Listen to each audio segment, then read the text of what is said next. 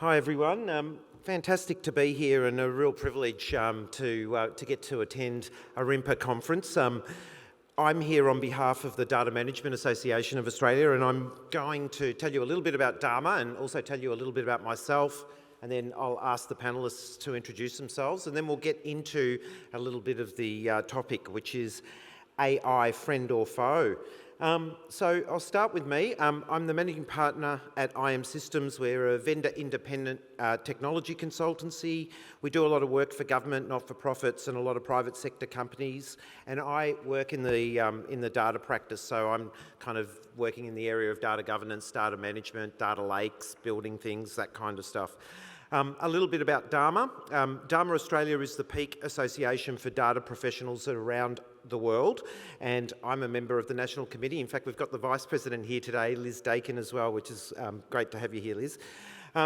Dharma has branches in most Australian capital cities. We meet regularly to promote best practices in data management, as well as to help data professionals develop their skills and careers. We publish a best practice guide. Some of you may have seen it. It's called the Data Management Book of Knowledge, and it's really become the de facto standard for a lot of government organisations in Australia, and a lot of large Australian companies use it as well. We have that best practice guide, and we also have a career pathway called the Certified Data Management Professional that actually is based on that best practice guide. And so there's a pathway to develop your skills and your career with Dharma. Accreditation program I've talked about. So if you want to learn more about Dharma, we're obviously here because we have a lot in common with your association, the Records and Information Management Practitioners. We're often being asked about information management and needing to work with information managers, and I'm sure it's vice versa, so we're really happy to be here. If you want to learn more about Dharma, we're at stand 37, and in fact, John and Andrew are here also from Dharma and on the panel, and I'm going to get them to introduce themselves. So our topic is AI, friend or foe, and I'm going to start with John. I've known John for quite a while now, and he's the lead partner in enterprise data and information management at Ankaram Consulting. John, I actually think you're also presenting tomorrow, on Friday, is that right? That's right. Tomorrow morning I'm doing Around the Wheel in 80 minutes. Okay. So well, if you're familiar with Dharma and the Wheel, you'll get the joke. Yeah. Yes. No, well, I think I would highly recommend, I've actually seen that presentation, and it's really, really valuable, and it's great that you've been able to bring it here. John, could you tell us a little bit about your role now with Ankaram and the connection back to AI? Yeah, so Ankaram's a relatively new business for me, although I've been working in the industry for some decades. I'm literally a greybeard, so I've got several decades of experience, and that's quite varied. It's not just in data management, but in software engineering, business process re-engineering. I've worked in various research institutes doing R&D for various corporations and governments. Got patents in various things. Yeah, so I've been at the sort of cutting edge of ICT research for a number of decades, and more recently sort of running the consulting businesses. And yeah, I remember, must be 35, 40 years ago, teaching AI at university. Yeah, I've managed AI projects for a decade or two. So it's not what I do at the moment, but I do have that depth of experience, and I've been there at the previous for the previous waves, hype waves as well. So the current one's not the only one. Okay, well, given that you've just said, John, you've been actually teaching AI from a few decades ago, I'm going to be really interested to hear your thoughts about where you think things are at now. Before I get those thoughts, though, I'm going to skip over Dimitri and go to Andrew, only because that's the order of my notes here. Andrew, I know you're the Executive Director at Raiden AI. That sounds like an AI company. I've known you for many years as well. I know you do a lot of data management work. You're also been involved in Dharma as, I think, president a few times. So can you tell us your connection to AI and what you do at Raiden? So my connection to AI has really come through doing data strategies and data architectures in some Australian government agencies. For from the first strategy I did back in the sort of late 1990s, the higher you go up the organisation, when you talk about information requirements, the more they talk about unstructured data, so data and reports and external documents and things like this. Now, for years I sort of ignored this because all I was interested in was structured sort of data. And then I was an agency in Canberra. They wanted a data strategy, and all their data was unstructured. And so it got me thinking about, well, is there an AI or a robot that can read and understand documents the way what other, as humans do, out of the box? And so that led me to find this product, European product called Expert AI, which I'll talk a bit later, but it's for a very high level of accuracy in understanding text. And so in Europe and in America, it's used very heavily by people like the intelligence agencies, insurance, banking, healthcare, and things like that. So if you've got a situation where you want to get the most out of text and get a high level of understanding, Expert AI is definitely the tool of choice over there. So that's my sort of background into AI. I don't know anything about data science, so all questions of that nature point to John. Okay, so we've got 1, 2, 3 Dharma people up here, and I'm glad that we've got someone who's not from Dharma up here. You always need someone to counterbalance a few Dharma people. Dimitri, you're the lucky person from Microsoft. I'm really, really happy to have you here. Dimitri and I had a good chat about LLMs before we walked in about an hour ago or so, and how they're starting to change everything in the Microsoft space. Dimitri leads an amazing team who helps customers be more productive and secure with Microsoft 365. He's a technical specialist leader working in the area of cyber for many years. Dimitri, welcome, and can you tell us a little bit about your role at Microsoft? Yes, thank you for the introduction. I actually have 2 roles in Microsoft. I have a team of technical specialists who help customers move to M365. And as you know, M365 is a productivity and security suite. So half of my team looks after workloads like SharePoint and Exchange, and a lot of them know how to put data in there, and the other half of the team looks after security. So things like Purview, data security, and XDR. So I have questions from both of those parts of the team, and personally I have been a co-pilot user that Microsoft just releasing 1st of November for maybe 6 months, following the rapid pace of development of the product, so I'm happy to share my experience with it and answer any questions. Okay, great. Okay, so the topic is AI, friend or foe. I might just start with a few reflections. Just quoting McKinsey, this new generation of AI promises to transform individuals' roles, boost productivity across many industry sectors and business functions, including sales, marketing, customer operations, and software development. In the process, it's expected to unlock trillions of dollars in value across sectors from banking to life science. And we all know how much generative AI is already starting to disrupt industries. In fact, I was just doing a little bit of research for the panel and noted, I'd heard that it had won a number of art prizes, but there's been 3 major art prizes won by generative AI in the last 18 months, which is quite amazing. But on the foe side, we've had the likes of Elon Musk and others call for a pause in AI research, citing profound risks to society. We've had the godfather of AI, Geoffrey Hinton, quit Google and warn over the dangers of misinformation posed by chatbots. And back at home, we've seen what happened with robo-debt, which in a big way has been, blamed partly on a faulty model, if you like. So I'm going to start with John. John, do you see it as a friend or foe? And I'm particularly interested to, given your, sort of experience with this over the last few decades, thinking of the Gartner's hype cycle, terminology, it seems to be at the moment at the peak of inflated expectations. What's your feeling? Friend, foe, and overhyped, John? Neither. Neither. No, it's neither friend nor foe, and it is overhyped. It's just another different kind of software. So I remember late 1980s, a previous hype wave for AI, when expert systems and intelligence knowledge-based systems Japan's 5th generation computer project. If you were around at that time, you would remember that particular remember that one. hype wave. And, you know, hype waves come and go, and you just have to learn how to surf that hype wave until it fizzes out. What most people are getting excited about these days has been around for a very long time. AI has a long history going back to the 1950s, and most applications of AI, it's just another kind of software. It's another kind of automation that does stuff that people could have done, but now software is doing it instead. And I think that's part of the problem with the current hype wave. People don't get the connection to several decades of history of software development and software engineering.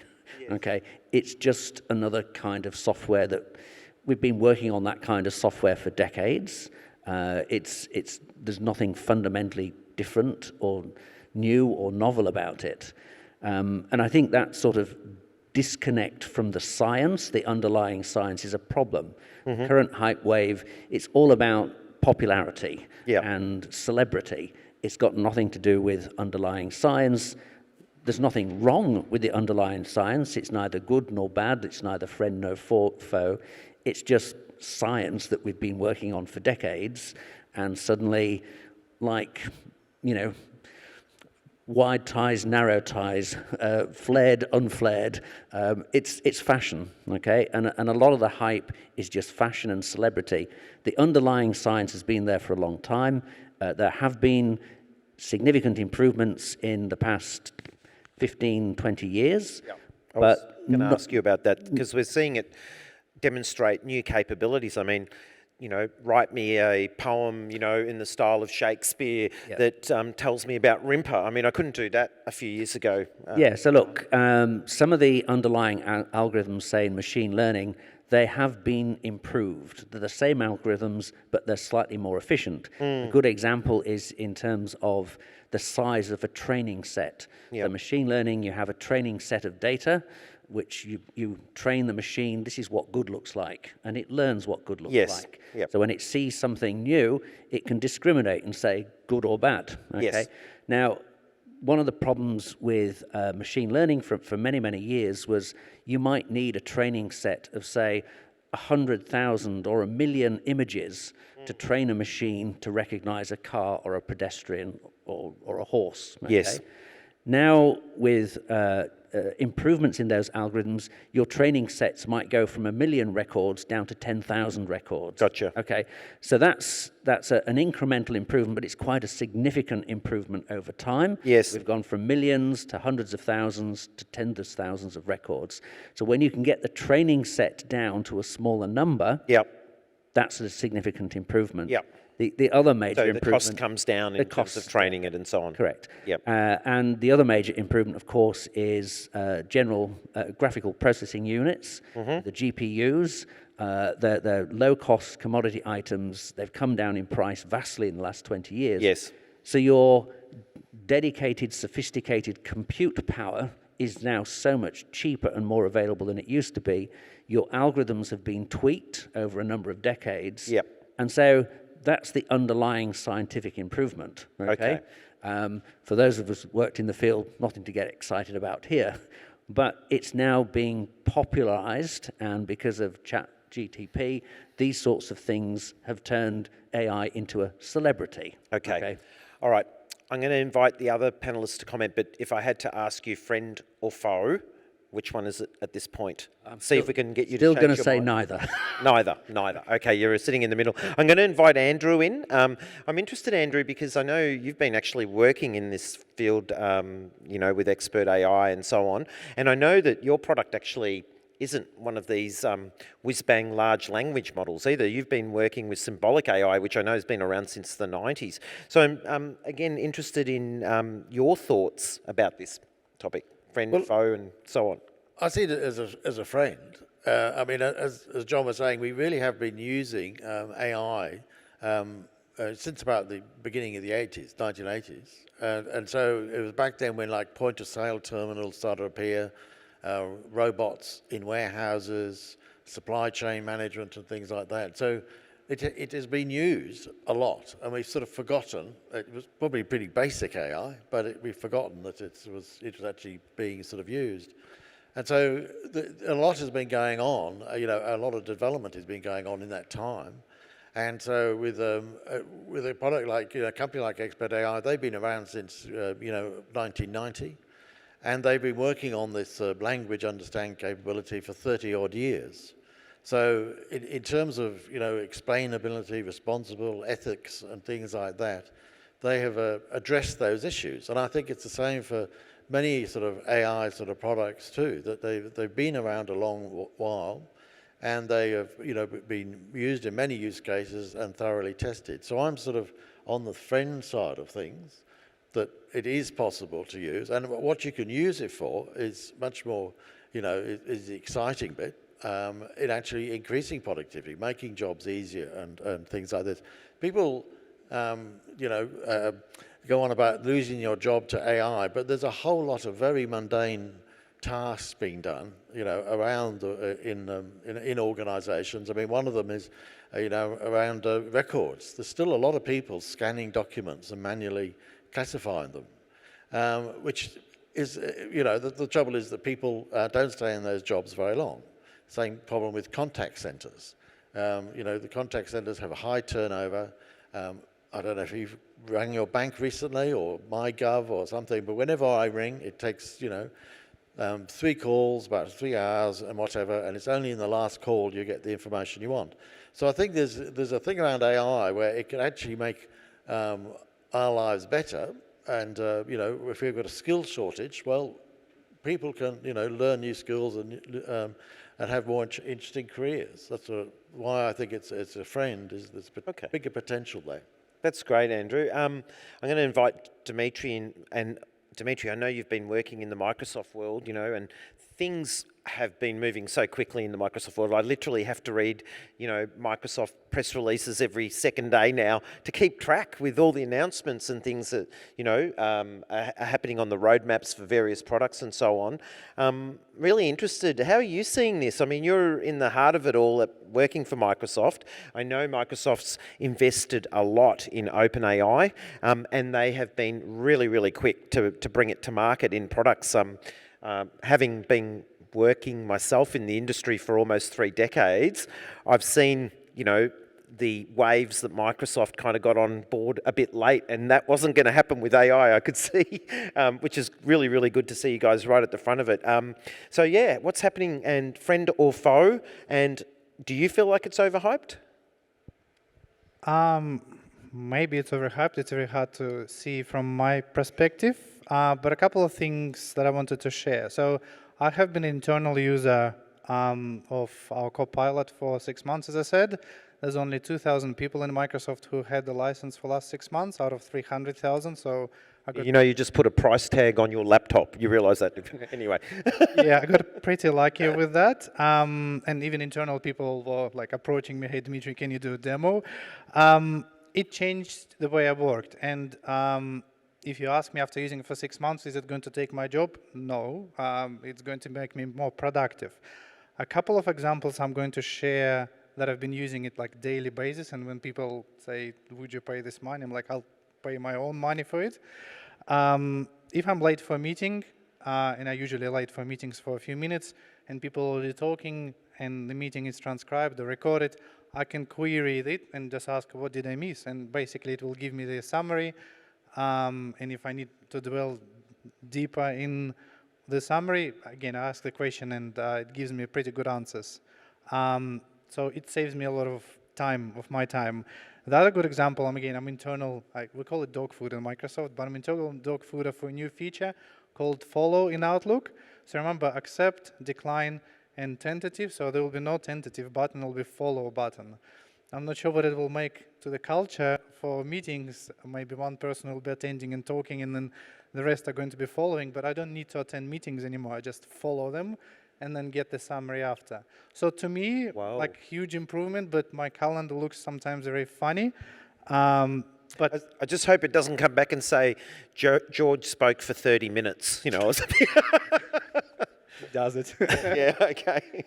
Look, it does it, but obviously there's on the false side, AI and large language models are used by criminals. It's been used by a lot of opportunistic organizations. So we just need to be wary of that, but definitely a friend of it. Okay, wow, that's really, really exciting. I hadn't heard about that feature as well. I'm going to come back to Andrew. Andrew, AI is consuming both data, like traditional data from databases, and documents, records, and so on. How do you think it's going to impact traditional records management and, in our world, data management? So, we talk about data governance, they talk about information governance, data quality, information quality, and so on. AI doesn't really care whether it's reading, databases or whether it's reading documents, does it? And can learn off both. And, how do you see it kind of, affecting both areas? So if you look at data management, the structured data world, since the 60s or something, we have tried to capture data to put in a computer. So we created forms. So people would create forms. You fill out the form gets then keyed into the computer. And so we've had that sort of process for a number of years. Now the problem is the form can be wrong. The form could be incomplete in the questions. The system doesn't validate the data correctly. And so you have data quality problems and things like this. So for the last 50 years, we have been struggling with this idea of we have to collect the data for the computer system, for the operational use. Well, now today, using AI, it is perfectly possible for all the relevant information to be extracted out of a form. So this is like medical healthcare claims, insurance claims for healthcare, which is prevalently used in Europe.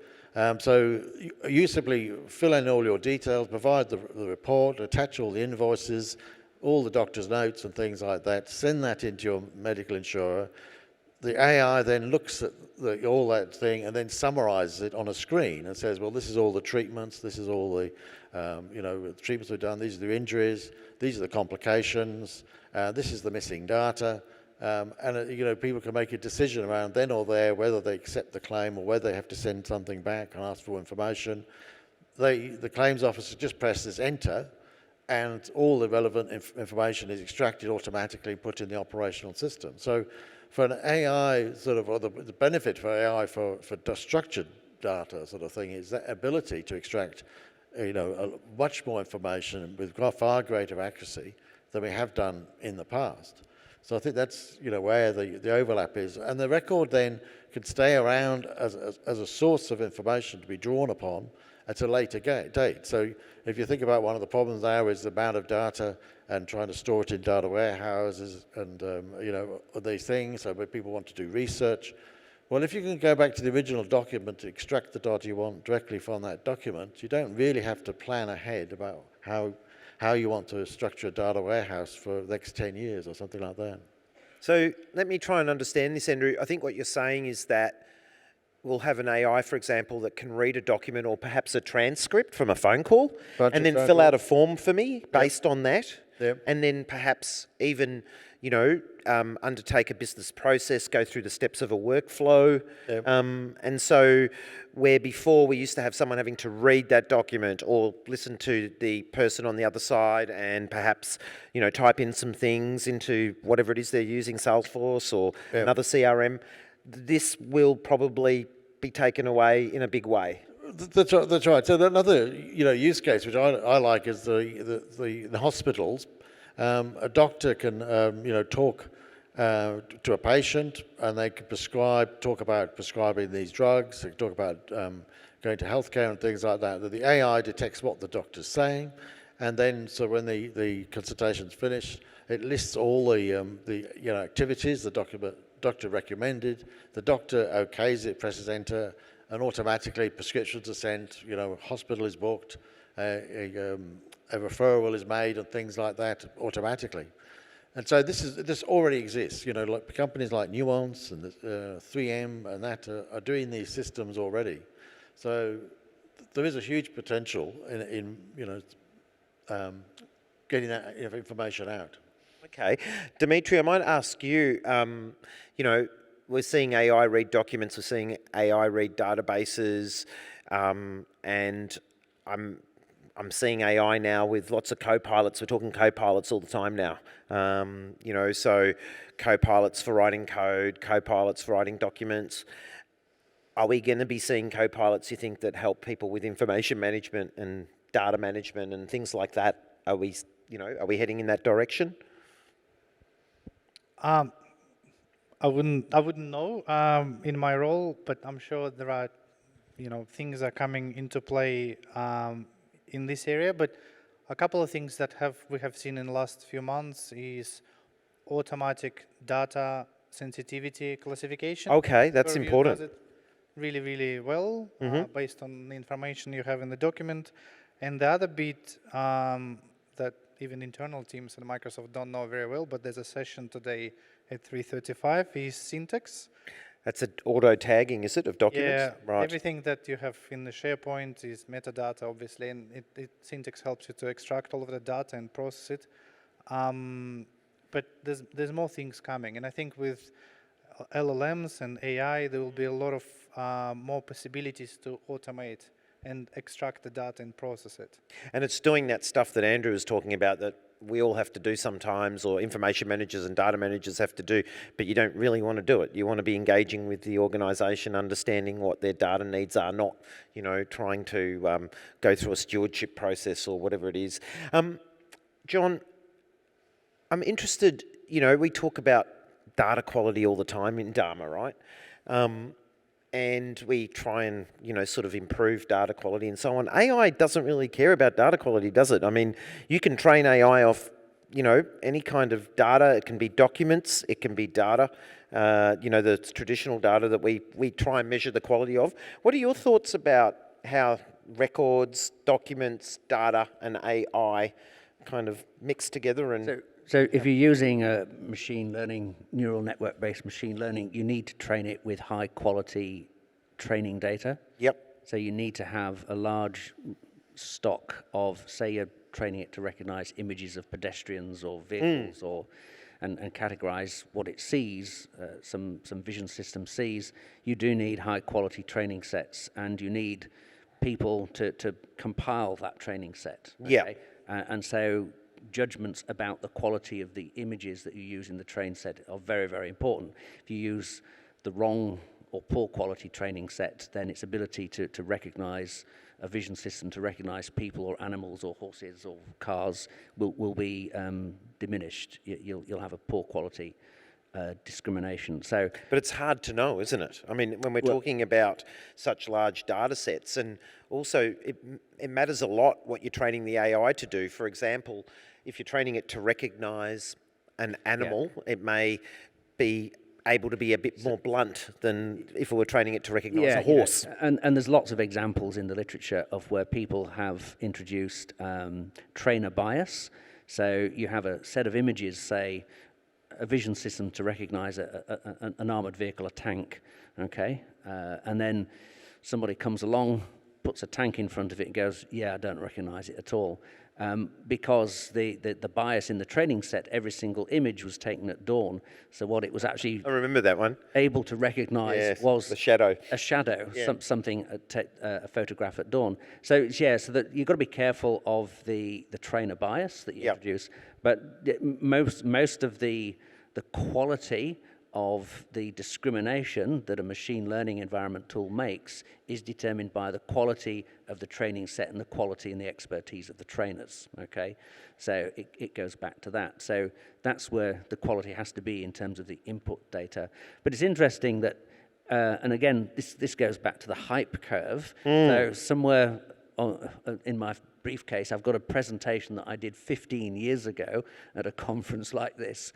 It was an international conference, and it was a presentation on the work that me and my team at NICTA had done in terms of doing automatic tagging of documents. Right. And so did it work? It worked perfectly, and And we even built an interface to Trim from Tower Software. Some people would still remember that. I think it's called Content Manager these days.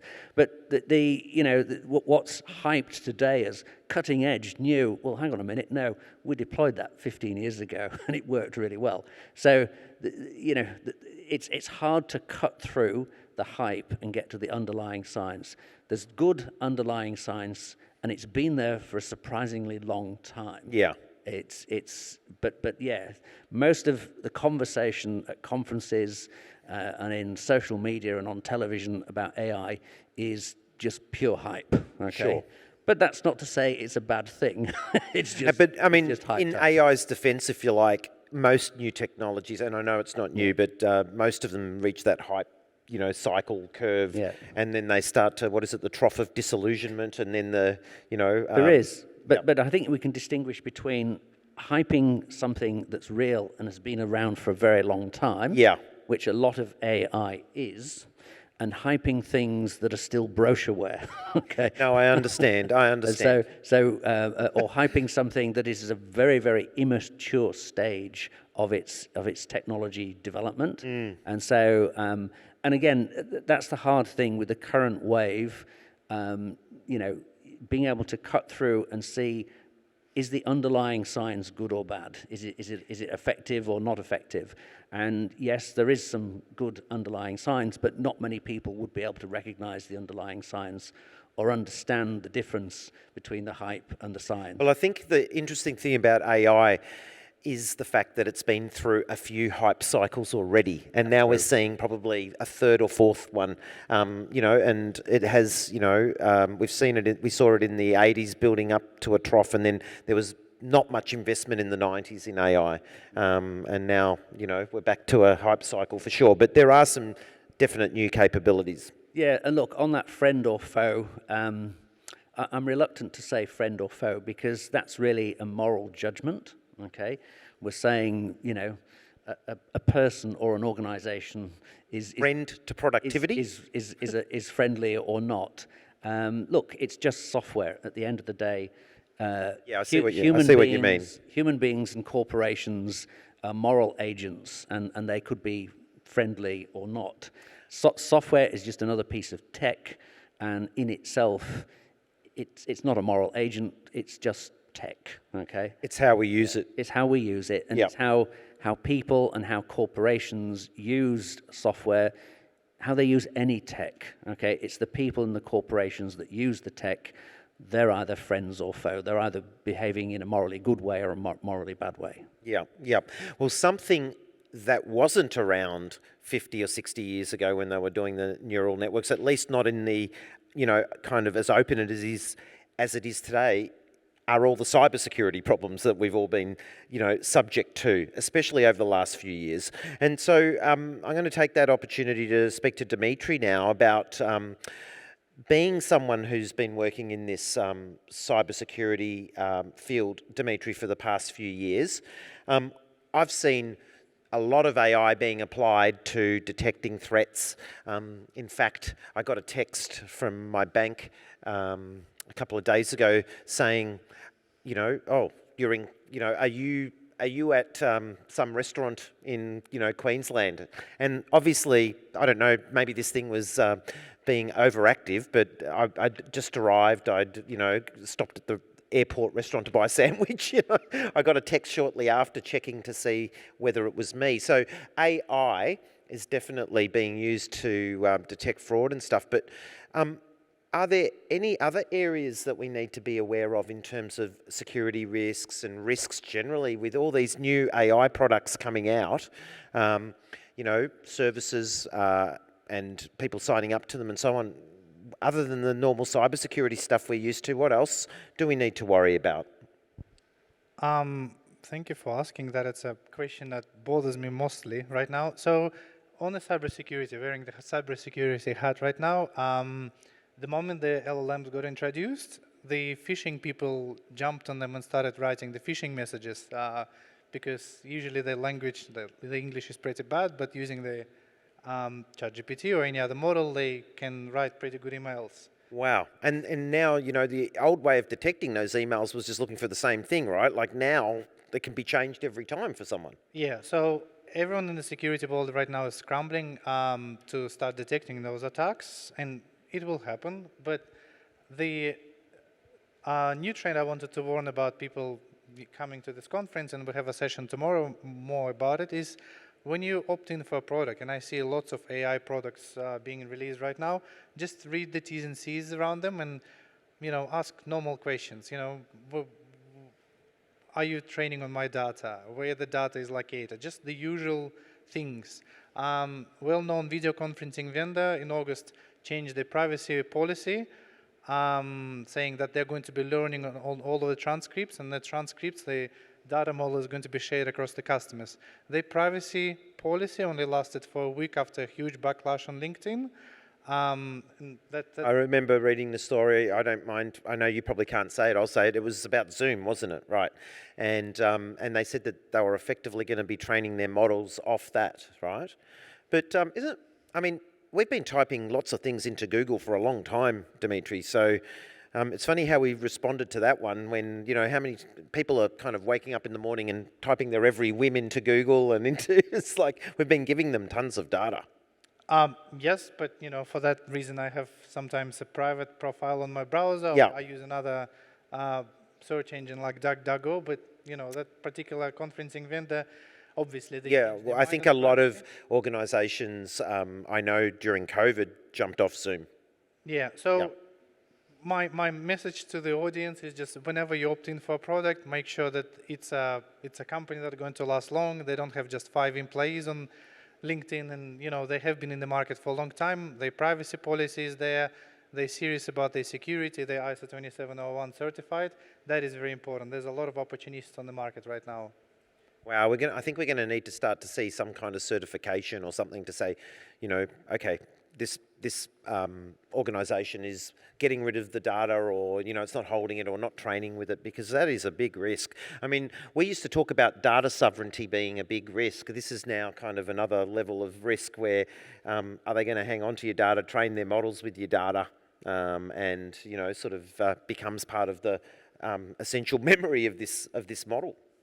The legislation, we're seeing legislation coming in different jurisdictions. Lots of states in the US are coming up with good ideas, but it's good that for companies who are mainstream in this area are coming up with the policies as well. So we have a responsible AI policy, which we're going to touch briefly on tomorrow, but I think every company should have something like that. The other thing I wanted to speak to you about was, we know that during the last few elections, like in America, in the UK, and in Australia, there was a lot of accusations of, manipulation online and all this kind of stuff.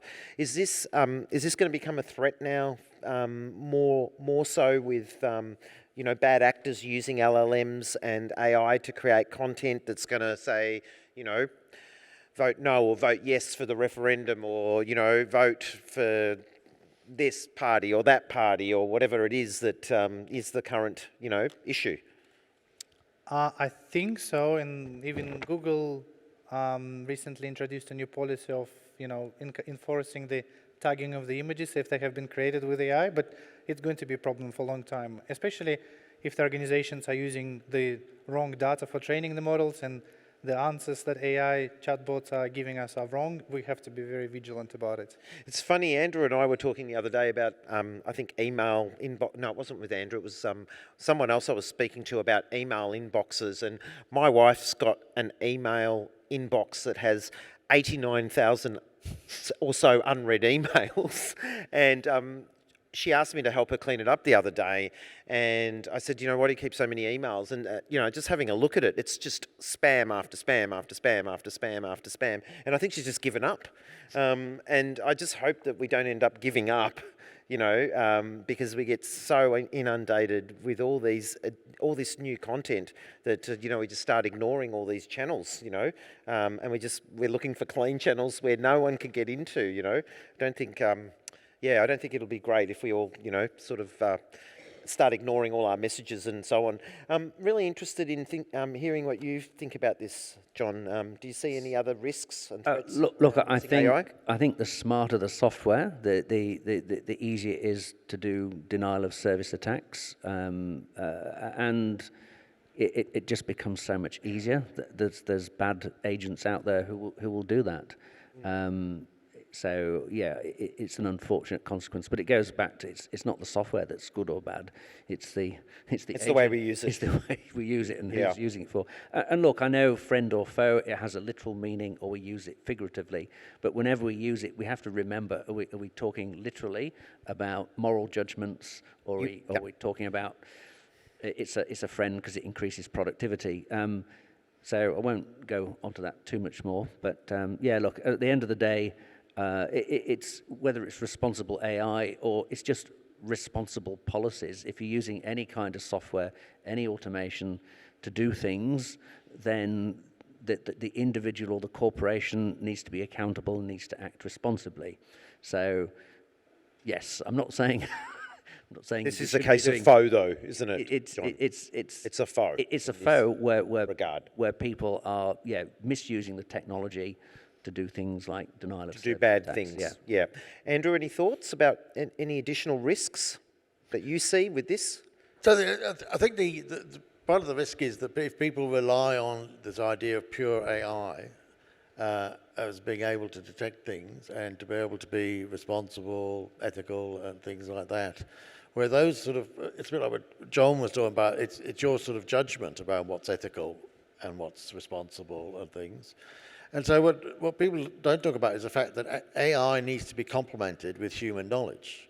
So, with pictures and things like that, if you want to, have a bot that detects a wombat, you have to get a lot of photos of wombats and tag them forward. So you've got to be able to apply that human knowledge to it.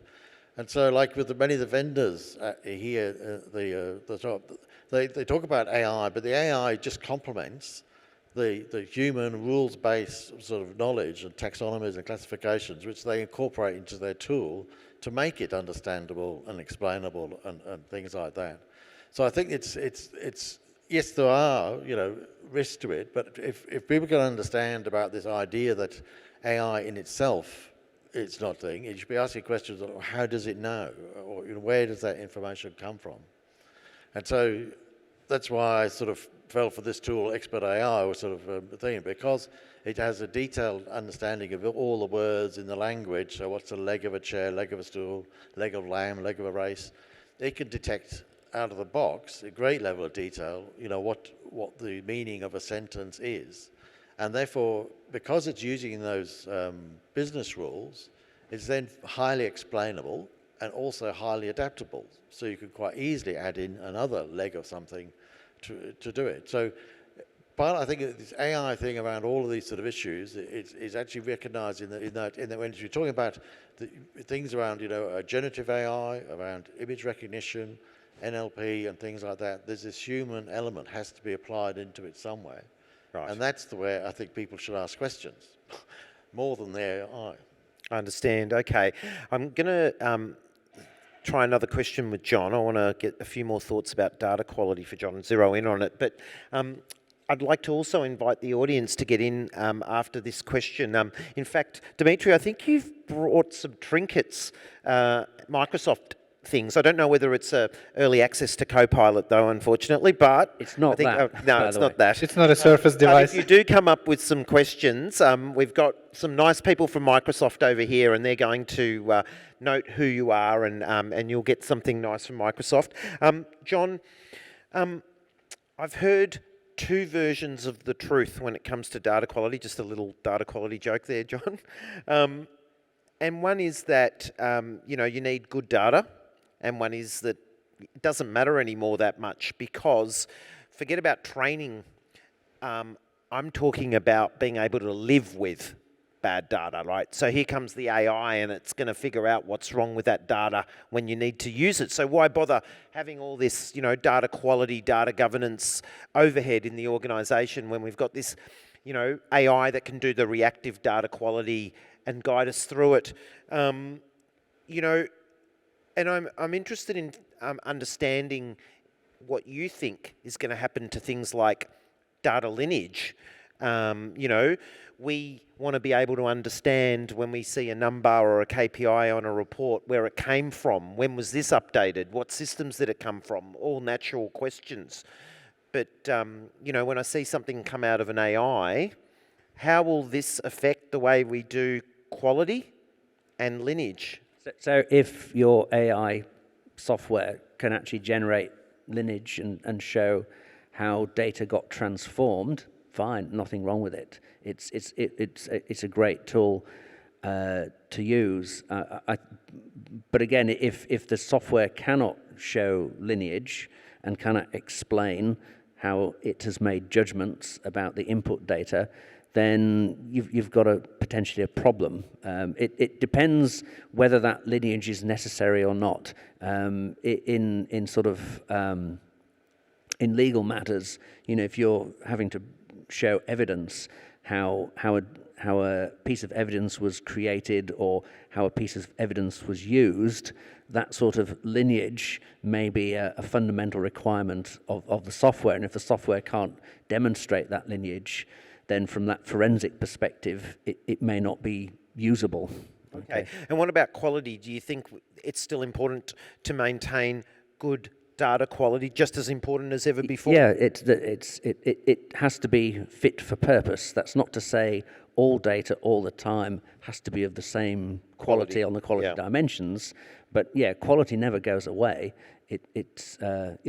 All data work products have to be fit for purpose. I agree. Andrew, they talk about AI transparency and we talk about data lineage. How do you see those two things kind of come together? Well, part of the transparency, I suppose, it begins with the data and, you know, who was involved in designing the data for, you know, the particular product or the use case. So in terms of transparency, you know, it's how explainable, how, you know, much thought went into that. And then it really comes down to the transparency, comes down to, like what John says, part of the, you know, the process of the calculation and what comes out, but it's also back to this idea was, you know, where is the knowledge, how is it applied, how does it know, these sort of things. So it's that ability to actually be able to, you know, sort of replicate and explain it in an easy to manage form is really important. Yeah, okay. Dimitri, do you think it's still the old garbage in, garbage out with these AI models? If the data's garbage, or what we call garbage, it's going to give you a bad AI, a bad prediction, you know. How do you think data quality figures in this AI realm? Wearing my M365 hat, you need to make sure your structures on your SharePoint are good, that you're using Purview, you have governance models in place, and this is pretty much 90% of the conversations we're having right now with customers who want to adopt the Copilot in more than 4 weeks right now. But one thing which is important, we're not training you know, our models on your data. So pretty much we say the data is like, the model is grounded on your data, but it's not trained. So it's important for you to keep the structure well, but it's important for you to do it anyway. This is an unstructured data answer, I guess. I understand. I'm glad. I know when we started talking to you a day or two ago, I'm really happy to see you've adopted some of our Dharma speak, you know, structured and unstructured data and whatever, so it's been good, Dimitri. So I might throw to the audience and see if we have any questions. Oh, fantastic. Okay. Cam, what's the best way for me to do this? Okay. Thank you. That way. Okay.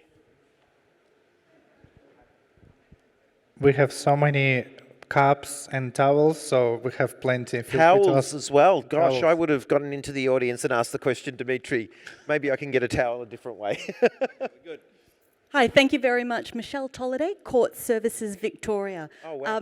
My question is, the comment that you made about being neither friend nor foe, I think is really important, and it's got more to do with the people behind who's using the data, who's using the AI, and what they're doing with it.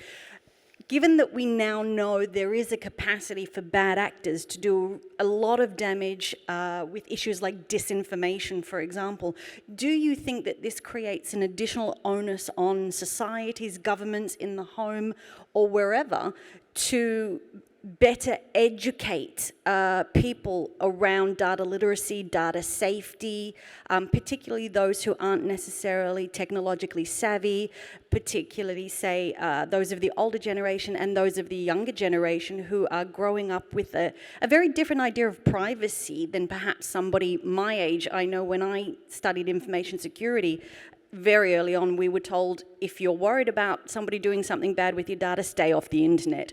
Nowadays, it's not possible to stay off the internet because we live our lives through the internet.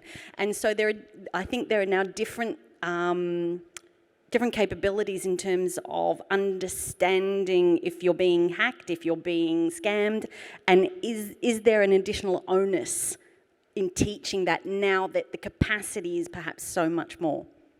Yes, I'll let John. Yeah, look, I agree. Data literacy is important, but I think we need to distinguish between data literacy for individuals in their private lives and data literacy for corporate purposes. They're two different things, okay? And, the way we deliver it and the advice we give to children, teenagers, adults, in terms of safe use of the internet and stuff like that, that's really important, and that should be taught in schools, and it should be taught properly. There's the other side of the house in terms of corporate data literacy and what people in the jobs need to know, and yes, that's vitally important, and it's, in my opinion, it's often undercooked and it gets confused with the first kind, which is information for individuals about behaving safely on the internet. Okay, there's different things going on here, and you need to make clear that you're addressing one or the other. All right, and I think there's a huge place for that corporate data literacy in terms of how organizations structure themselves, the processes, the governance that they implement. There's a huge scope for improvement there. And look, that's not just driven by AI, that's just driven by the explosion of data and the internet. Even if AI wasn't there, that data literacy problem's still there. Anyone else want to add anything? Yeah, so just on that, so I'm just recently talking to people who are very interested in the idea of proactively determining the risk around children and education sites. So the conversation started off as, trying to grab all the terms of reference or terms of service, like Dimitri's comment around, what are they going to do with the data? And so they want, they're sort of evolving from there. Look, if you're going to go and get the terms of service, you may as well look on social media, what people are saying and things like this. Now, in fact, European banks have been required for a couple of years now to proactively monitor their customers to make certain they're not doing bad things. So in a technical AI sort of sense, this is all possible to actually do that proactive thing. And then, so what these people are talking about in the education, what they want to be able to do is to, have a way of communicating to parents and saying, well, before you go on to this, sign up for this website, consider this. So in terms of a warning system and a website or something, it's too early to say. But yes, so the idea of what you're talking about is possible, it's there. And I think it's something which governments could do. Just simply service to citizens, these are the websites you shouldn't go near. I think that's the way to go. Okay, I think we have another question.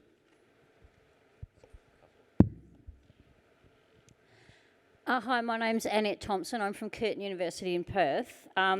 So Andrew mentioned pure AI, and you've all talked about ethics and data quality. So my question, let's throw to the future a little bit.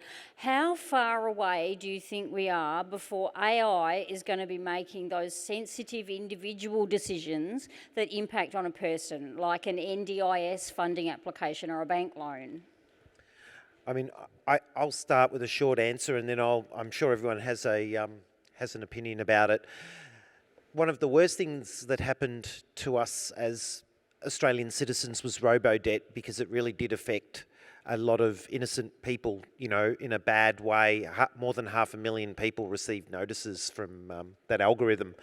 But it's also, if we look forward, probably been a positive thing, because I don't mean positive for the people that it affected, not at all. I mean positive in the sense that 20 years ago, when I got my first speed camera fine, I opened it up, had a picture, and it had an authorising officer whose power was used to write the ticket. So a human took responsibility for the machine's decision that I'd broken the law. Where we started to lose sight of things was that we took the human out of the loop and just started sending people demands. So I think that's kind of been quite well understood to some degree in government now. And in fact, you know, us, you know, consultants have been complaining over the last few months about how, you know, everyone's scared of jumping on the AI bandwagon, you know, but it's quite understandable, because I think what needs to be put in place is some guardrails that say these are the kind of decisions that we can make algorithmically, and these are the kind of decisions that are better sent to a human being to look over, perhaps with that co-pilot approach that Microsoft's taking, where here's the risk, you know. So I'd like to think that we get to free up a lot of the capacity. I know a lot of people who work for government, and they are completely, they're working ridiculous hours, and it'd be great to see some of the menial stuff disappear, and for them to be able to put their attention onto some of the, you know, direct stuff that really could use some empathy and could use some understanding, but difficult to do at scale. You know, so that's the hope. But interested in what my colleagues. Dimitri, I might invite you first, because you didn't, you know, participate in the previous one. If you have any thoughts, otherwise I'll ask the other guys. Look, I'm a technology guy. I think it's far away, but I'll let you to answer. Andrew? I think what George said is right. I think that human thing will stay for many years to come. So any software that you use to make any sort of judgment, it needs to have, you need to understand the fidelity or accuracy of it, and it's usually probabilistic. It's Yes. like, we're 98% sure that this bag has got a bomb in it, or, you know, we're 99% sure that that's a pair of scissors in that bag in the X-ray machine, okay? Yeah. So most of these are probabilistic, and so for any software that's making judgments of this kind, you need to understand the degree of confidence that it has in that judgment. And if the confidence is, yeah, we're 50% sure, the software says we're 50% sure that this is a social security scammer, well, hang on a minute, 50% is very low confidence, okay? Yes. So obviously a human being steps in, looks at it and go, no, it's not, it's a valid claim, okay? So understanding the accuracy of any software when it makes a judgment over anything, and understanding the confidence is vitally important. Yes. And then you need to set appropriate thresholds. So yeah, we'll let the software send out the email if it's 99.99% sure, because that's higher than a human being can perform at. Okay. Yep. Whereas if it comes out, yes, we'll let that email go out. Well, hang on a minute. No, maybe we won't. It's only 75% confident. I understand. That's where we need a human And being. that's where you have to have some sense of what it is you're deciding and the risk associated with it, right, John? I think we might have time for one more question if there is one. I mean, I'm happy to keep going, but that's up to Cam, yeah. And So, If you don't get answered, come to the Dharma stand and we'll... yeah, this is exactly... yeah, come to the Dharma stand and come to the Microsoft stand. But, Absolutely. And it is David who gets it, because you're first with your hand up. Thank you. Hi, David Fennessy from Iron Mountain. Some really good points to be made here, but one question I have is we're talking a lot about where the state of play is at the moment, and probably a question for Dimitri and probably to Andrew's point. We're probably in the early days, but it's still process at the end of the day. They're doing a lot of process and capability there, and that could free up a lot of human time. Do you see a world, and the world I'd like to ultimately get to with AI is, rather than walled gardens on the internet, which we have some of the big players and the Googles and so on, who we had a democratized internet and now it's become walled gardens. I see AI going that way, what I'd like to see, and I don't know whether or not the panel agrees, is I own my own AI assistant, and it knows me better than anybody. And to Andrew's point, I don't fill out a form. I tell my AI, well, it knows I went to the doctor on Tuesday. It already submits to the agent. That AI talks to that AI in the healthcare fund. It talks to the AI in the health provider fund. No friction. Do you see that coming, and how far off? Anyone? Well, I'd say it's not actually the AI, it's the data. That you own your data, and yes, there's AI, a tool doing that. So, but yes, I think that we are coming to the point where people will own data and that it'll be accessed as a digital twin. I mean, philosophically, I would love if AI empowered the individual, because I think we are constantly inundated at the moment with lots of information, a lot of it irrelevant, a lot of it trying to scam us. I think, you know, we will definitely see AI automating some of the tasks, but there are some limitations there, I think. Like, we can't get it to I can't say to it, hey, I'm hungry, and then it knows what to order from McDonald's for me, right? Because, you know, there's some limitations with what it knows potentially about how I feel at a particular point in time. But I think we'll see automation at an individual level, definitely, and I hope so. Okay. I think we're done. Yep. We'll finish. Yeah, if anyone got any more comments on that? No. No? Okay, well, what I'd like to say to wrap up is thank you for being with us for the last hour or so. Dharma has a stand. I think it's 37. Is that Andrew? 37, yeah. Yep. So the Data Management Association, please come up, say hello. We can tell you a little bit more. I'm presenting on AI this afternoon, same room at 3:10, and be talking about some of these exact things, as well as how data governance plays into AI. And John is presenting tomorrow, and I'd highly recommend that. Data literacy. Yeah, there you go. On data literacy. Yes. Thank you again. Enjoy your lunch, and thanks for having us.